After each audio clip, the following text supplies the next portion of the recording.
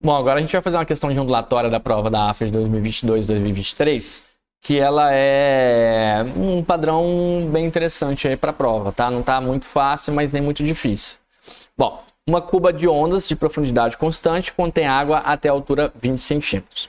A partir de determinado instante, dois estiletes E1 e E2, que funcionam como fontes de ondas circulares, vibrando em oposição de fase com frequência de 5 Hz, produzem ondas de amplitude de 2 centímetros na superfície da água. Tá? Então, a água já está na altura de 20 centímetros, elas vão vibrando 2 centímetros para cima, além dos 20, 2 centímetros para baixo, além dos 20, né, que é a amplitude ali. Tá? Que se propagam com velocidade de 10 centímetros por segundo. Tá? Vou continuar.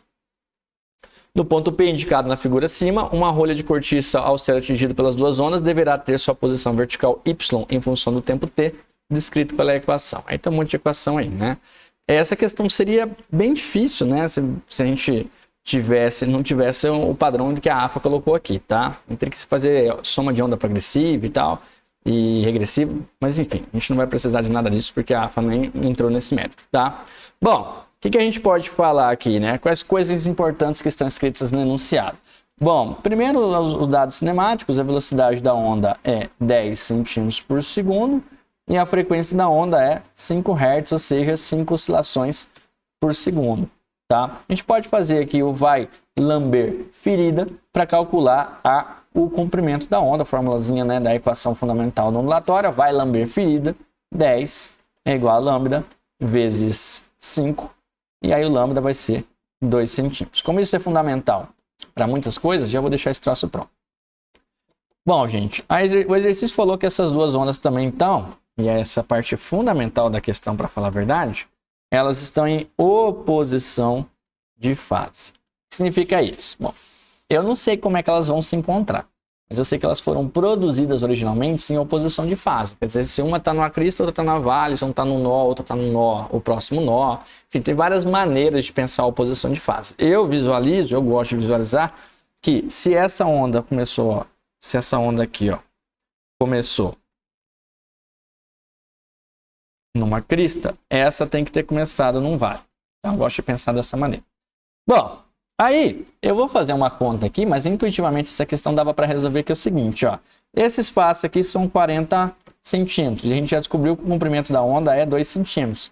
Então, cabem exatamente 40 dividido por 2, 20 ondas inteiras ali. Tá? Então, essa onda E2, ela também chegaria como um vale. Fernando, onde você tirou o vale? E eu que escrevi, gente, só para a gente visualizar. Se a E2 começou com vale, ela também chegaria como um vale lá no ponto P, tá?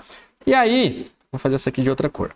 Essa aqui, como está em oposição de fase, começaria com uma crista. Aqui a gente tem um espaço de 70 centímetros, comprimento da onda 2 centímetros, 70 dividido por 2, caberiam exatamente 35 ondas inteiras ali da E1 até chegar àquele ponto P. Então, se caberiam 35 ondas inteiras, ela também chegaria com uma crista lá. E aí, pensando dessa maneira, sem matemática nenhuma, tudo no intuitivo, que tipo de interferência daria a crista com vale?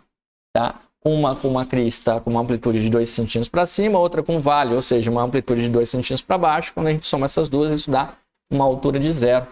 Então, o exercício pergunta para a gente qual que seria aí a altura, né?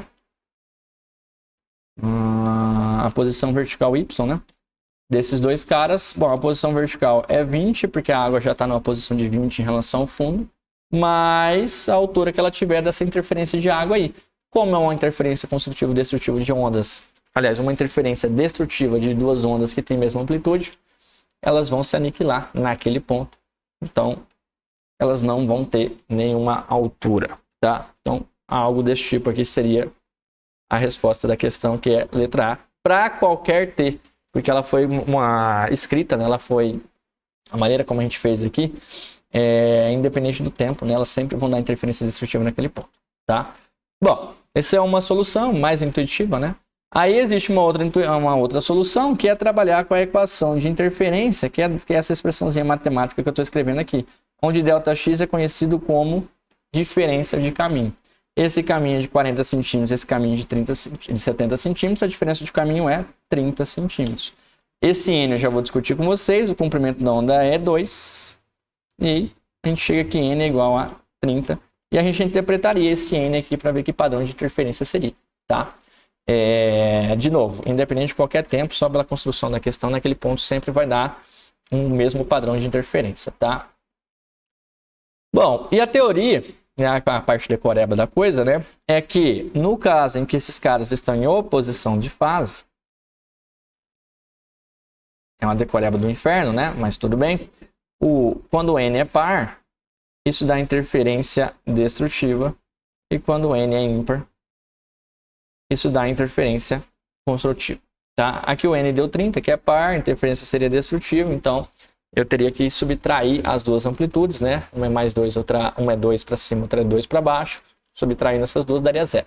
E daí a gente chegaria no mesmo gabarito que a gente chegou aqui, 20 mais 0, que é a altura da interferência ali. E o gabarito continuaria sendo letra A, tá? Aí, eu só quero comentar então que existe um esquema aqui que eu passo para os alunos em geral para lembrar dessa decoreba, que é a oposição de fase, né? Porque quando eu estou em fase, acontece o contrário. O N par é interferência construtiva e o N ímpar é interferência destrutiva. O aluno tem que estar da parte dessas duas coisas, tá? Eu gosto de pensar, e falo para os alunos, vou passar para vocês, embora a questão já esteja resolvida, que o par, eu sempre penso assim, se elas estavam em fase, é que elas começaram iguais. Então elas começaram crista com crista. Ops. Fernando, onde você tira crista com crista? Eu que tiro, só imagino, tá? Elas estão em fase, elas começaram iguais. Mas não importa como começa, assim como termina, né? Bonito isso, né? Para saber qual é o padrão de interferência, tá? O par mantém, tá, gente? Eu penso sempre assim, o par mantém. Se elas começaram crista com crista, o par vai manter. Elas vão chegar a crista com crista. E crista com crista dá interferência construtiva.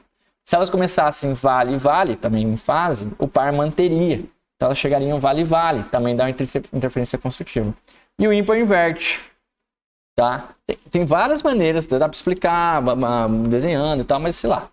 Eu acho essa maneira mais prática, tá? O ímpar inverte, né? Porque é um meio de comprimento de onda de diferença e tal. Então, se elas começassem crista com crista, o ímpar inverteria, elas chegariam crista com vale, o que daria o padrão de interferência destrutiva. Par mantém, sempre pensa nisso. Em fase, par mantém em fase, construtivo. E oposição de fase, par mantém. Então, se elas começaram crista com vale, em oposição de fase, elas vão chegar a crista com vale, né? Pode ser vale com crista e tal, mas enfim. Ele vai manter esse padrão, tá? E isso é interferência destrutiva. E o ímpar, se elas começaram crista com vale, o ímpar vai inverter.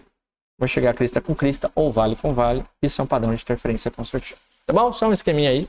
O gabarito dessa questão, por tudo que eu falei anteriormente, é letra A.